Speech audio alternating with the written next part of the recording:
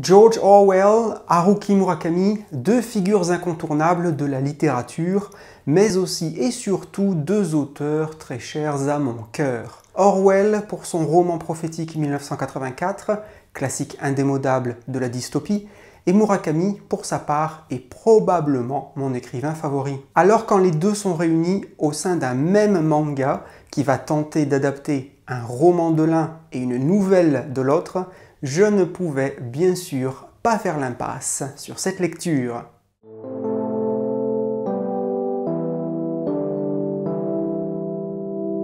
La Luciole est l'adaptation d'une nouvelle de Haruki Murakami, qui est peut-être l'un des écrivains japonais contemporains les plus connus chez nous. Cette nouvelle s'étale à l'origine sur environ 30 pages.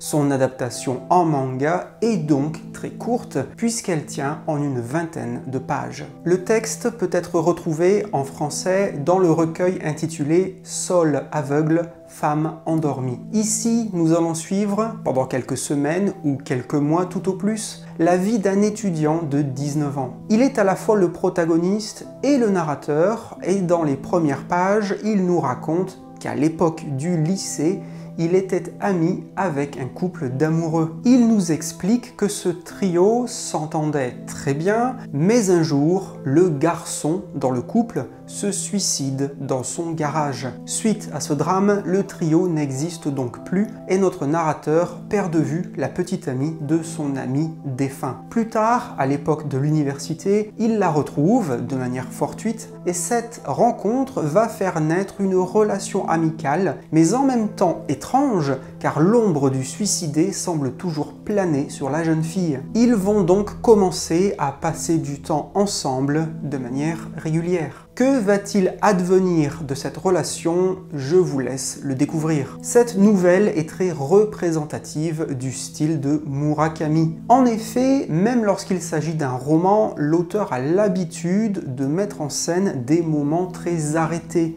limités, dans la vie de ses personnages. Et cette idée, on la retrouve bien ici. Nous ne sommes pas là pour suivre une histoire à proprement parler ou une intrigue, mais pour être les témoins d'événements, souvent anodins, dans la vie de tous les jours des personnages. On pourrait presque y voir une certaine passivité chez eux, comme s'ils étaient les passagers de leur propre existence, comme s'ils étaient emportés par un flot et que finalement les choses étaient plutôt hors de leur contrôle. Chez Murakami, on a plutôt tendance à laisser les choses arriver, à les accepter, à les vivre, plutôt que de les expliquer, de les décortiquer dans tous les sens. La Luciole est empreinte de beaucoup de poésie, de mélancolie et baigne dans une atmosphère souvent moite, comme si les personnages évoluaient dans une espèce de brume constante. On peut par exemple ressentir cela au travers du fait qu'il y a très peu de dialogue, l'écrasante majorité du texte est en fait de narration pure. Un autre aspect qui participe à cette atmosphère moite et lente,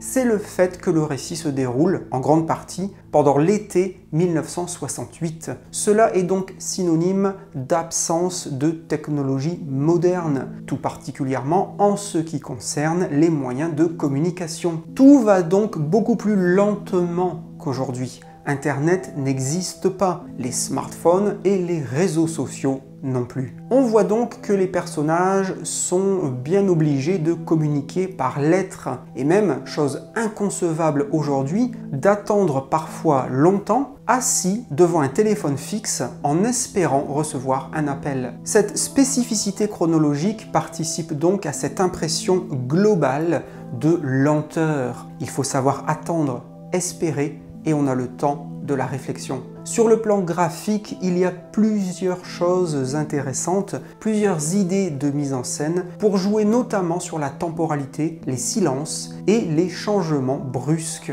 d'attitude. Pour ce qui est de la notion de temporalité, le dessinateur choisit par exemple de représenter des événements passés au travers de personnages vides. Il s'agira donc de dessiner uniquement des silhouettes dont seuls les contours sont visibles, tracés à l'encre noire. Aux antipodes de ces dessins minimalistes, on pourra également tomber sur quelques cases qui brillent par la quantité impressionnante de détails qu'elles contiennent, comme cette case où les personnages traversent un pont au-dessus d'un cours d'eau. Ils apparaissent minuscules, ils sont presque aussi petits que les flocons de neige qui virevoltent au premier plan. Au travers des arbres, des plantes, des buissons, du ciel et de l'eau, ce dessin transpire la poésie et sublime la nature hivernale et amorphe. Ailleurs, lorsqu'un personnage s'arrête brusquement de parler, l'artiste aura l'idée de dessiner un visage vide. Il le fera suivre immédiatement d'une inversion des codes, puisque une case, habituellement affichant un fond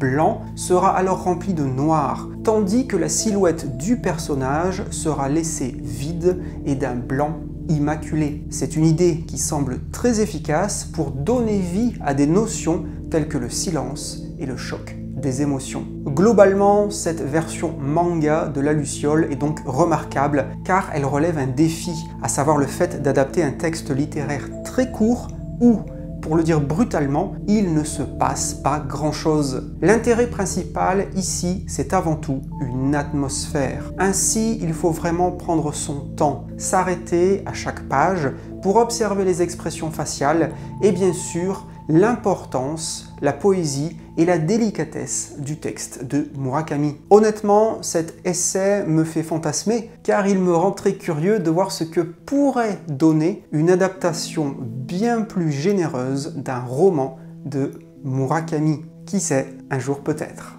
Suite à La Luciole, nous avons donc droit à une adaptation du très célèbre roman 1984 que George Orwell a écrit à la fin des années 1940. Aujourd'hui, ce roman dystopique est bien évidemment souvent cité comme exemple lorsqu'il s'agit de parler de récits d'anticipation. Le monde de 1984, c'est celui d'une Angleterre qui est en guerre, dans un monde où les alliances politiques internationales ne sont pas les mêmes que les nôtres. En lieu et place d'une reine, le pays est dirigé d'une main de fer par un certain Big Brother. Paradoxalement, ce dirigeant quasi omnipotent n'apparaît d'ailleurs jamais en personne. Il faudra se contenter d'apercevoir son faciès sur des affiches dans les rues et dans les documents de propagande. La société anglaise qui est ici dépeinte n'a quasiment rien à voir avec celle que nous connaissons. Les différentes classes sociales sont extrêmement bien définies, avec au sommet une élite qui détient tous les pouvoirs et toutes les libertés. Sous cet échelon, on trouve un nombre un peu plus important de bureaucrates, une vraie fourmilière aux ordres du pouvoir. Et enfin, les 80% de la population restante sont, dixit, les prolétaires. La plupart des libertés individuelles n'existent plus. Tout est contrôlé, tout est révisé, changé et modifié pour aller dans le sens du pouvoir. L'histoire est réécrite en permanence, le langage lui-même est modifié, censuré et des mots disparaissent du dictionnaire. Des moyens de surveillance vidéo, appelés télécrans, sont omniprésents et ce, jusque dans les domiciles des citoyens. Il existe même une police de la pensée qui ne cesse d'espionner toute la population. Au moindre écart, à la moindre transgression, c'est un couperet implacable qui tombe. Le personnage principal, un certain Winston, est l'un de ces bureaucrates tout en bas de l'échelle. Son travail consiste à modifier et à réécrire des discours passés de ce fameux Big Brother afin que ceux-ci soient en accord avec l'actualité, notamment celle de la guerre. Mais Winston se pose beaucoup de questions sur les agissements du gouvernement et sur la nature de la société telle qu'elle est. Il va alors faire la rencontre d'une jeune femme qui semble s'intéresser à lui. Mais toute la question est: pourquoi lui? Est-ce un piège tendu par la police de la pensée? Est-elle un appât pour qu'il tombe le masque? Peut-il lui faire confiance? Toutes ces questions nourrissent sa paranoïa, qui est ainsi l'un des thèmes centraux de 1984. Mais qui dit manga dit dessin, et il y a plusieurs éléments visuellement intéressants. Par exemple, la récurrence du visage impassible de Big Brother sur ses affiches est quelque chose qui vient nous hanter. Même lorsque le personnage semble presque heureux, cette menace latente et cet espionnage incessant ne peuvent pas être ignorés. Quoi qu'on fasse, où qu'on aille, Big Brother is watching you. Le mangaka sait également mettre en scène les silences, les non-dits, les doutes et une fois de plus, la paranoïa. Il le fait par exemple grâce à des séquences muettes où les personnages s'échangent simplement des regards ou des mouvements de tête, ne sachant ni l'un ni l'autre s'ils peuvent se faire confiance. Ces silences et ces regards prolongés sont-ils en réalité des pièges tendus par la police de la pensée? Il y a également un contraste intéressant entre les personnages et les décors. Les premiers arborent des traits bien définis et globalement, le dessinateur s'abstient souvent d'utiliser de l'encre pour remplir ces personnages. Ainsi, beaucoup d'entre eux apparaissent comme des entités blanches, presque statuesques. Mais les décors, pour leur part, affichent beaucoup de gris et de noir. L'artiste joue beaucoup avec des degrés d'obscurité, de lumière, de lueur, ainsi qu'avec un remplissage inachevé, incomplet. Ces choix provoquent une impression de ville sale, industrielle, vieille, usée et partiellement en ruine à cause de bombardements sporadiques. En redécouvrant 1984 au travers de ce manga, on ne peut que rester bouche bée devant le caractère prophétique de cette histoire. Il y a effectivement des éléments quasi divinatoires et ahurissants dans ce récit qui date pourtant de la fin des années 40. Un exemple parmi tant d'autres, celui de la novlangue, qui décrit une nouvelle langue et qui consiste à remplacer des mots, à les supprimer, à les bannir. On ne pourra alors pas s'empêcher de penser au comportement de certains sur les réseaux sociaux d'aujourd'hui. Utiliser un pronom jugé inadéquat, un mot associé de près ou de loin à tel ou tel mouvement politique ou social, et les fourches virtuelles sont saisies, le bûcher numérique est allumé. Alors, je ne suis pas là pour ouvrir un débat politique et vous en pensez ce que vous voulez. Mais cet élément de 1984, qui est devenu une quasi-réalité, fait froid dans le dos. On pourrait également mettre en parallèle ce fameux télécran à nos chers smartphones et autres enceintes connectées, toujours à l'écoute et capable de nous géolocaliser en permanence. 1984 reste une œuvre intemporelle et il s'en dégage donc un caractère malheureusement visionnaire. Finalement, ce dont il est question ici, c'est de vivre dans une société dirigée par un gouvernement qui contrôle absolument tout. Il est pour ainsi dire capable de tendre la main jusqu'à votre cerveau et de vous transformer en marionnette. Il ne reste plus qu'à espérer que globalement cela restera de la fiction, mais rien n'est moins sûr. Et bien voilà, c'est tout pour moi pour cette fois. J'espère que cette vidéo vous sera utile. Je vous dis à bientôt pour une future vidéo sur Au Rayon Manga.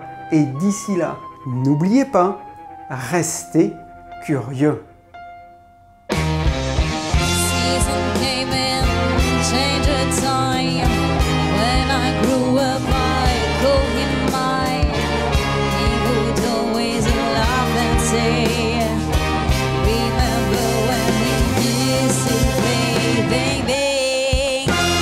Shot you down.